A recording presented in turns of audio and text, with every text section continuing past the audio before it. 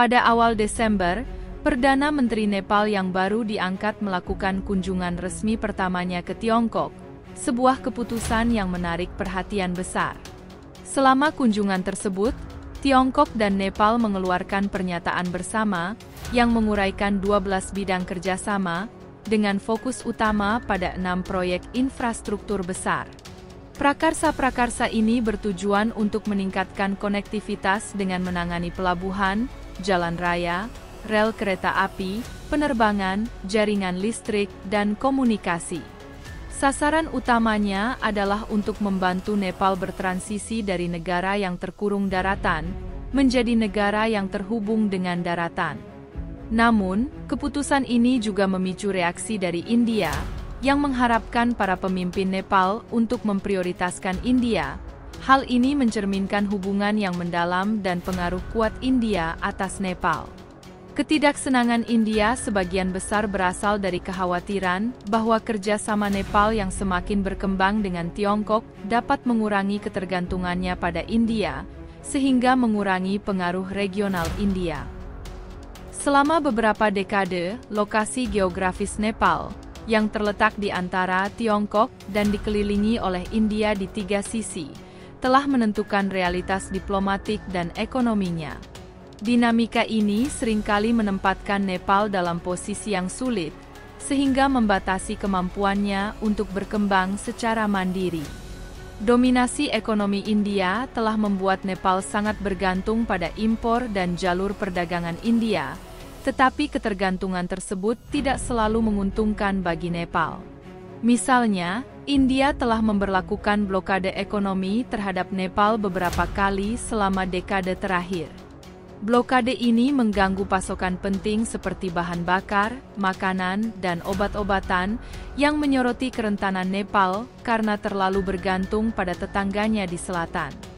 Hubungan yang tidak setara ini telah menimbulkan tuduhan bahwa India memperlakukan Nepal sebagai negara bawahan, menggunakan pengaruh geografisnya untuk memegang kendali.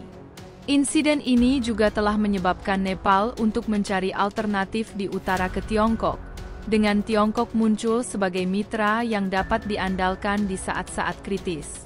Peran Tiongkok dalam pembangunan Nepal sangat besar. Selama bertahun-tahun, Tiongkok telah mendukung Nepal dalam mengatasi kesulitan ekonomi. Pada tahun 2015, selama krisis bahan bakar parah yang disebabkan oleh blokade India, Tiongkok memberikan bantuan bahan bakar darurat kepada Nepal. Perusahaan-perusahaan Tiongkok juga telah banyak terlibat dalam proyek infrastruktur Nepal, khususnya di sektor tenaga air.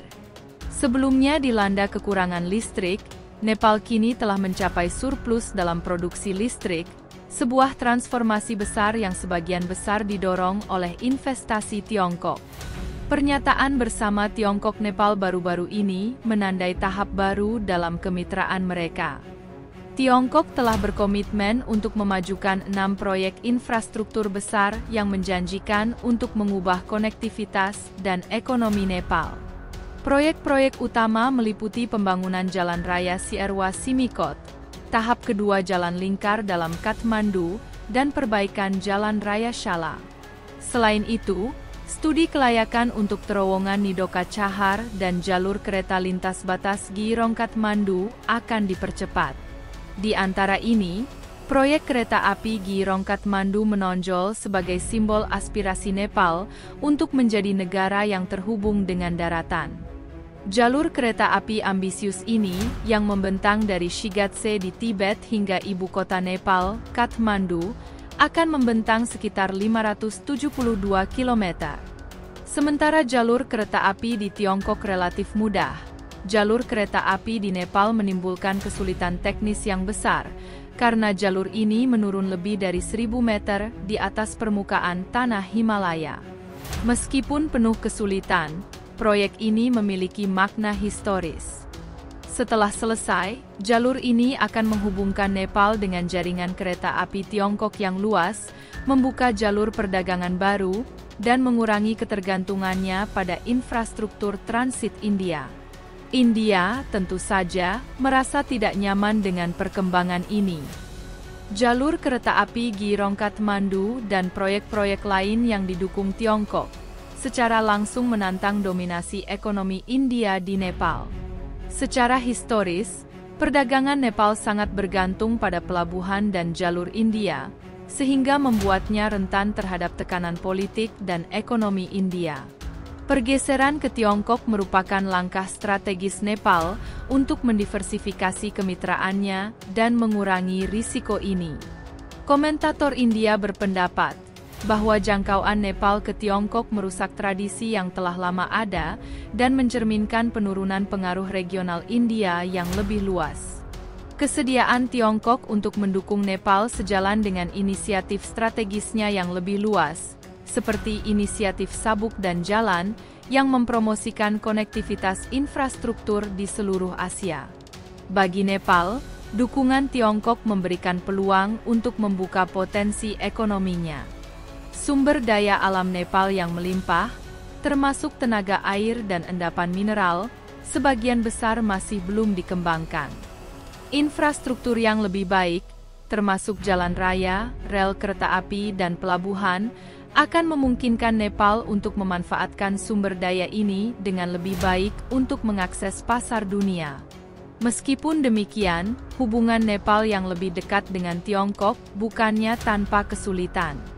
Bandara Internasional Pokhara yang didukung Tiongkok, misalnya, menghadapi kontroversi setelah Nepal meminta untuk gagal bayar pinjamannya, dengan alasan ketidakpuasan terhadap standar konstruksi.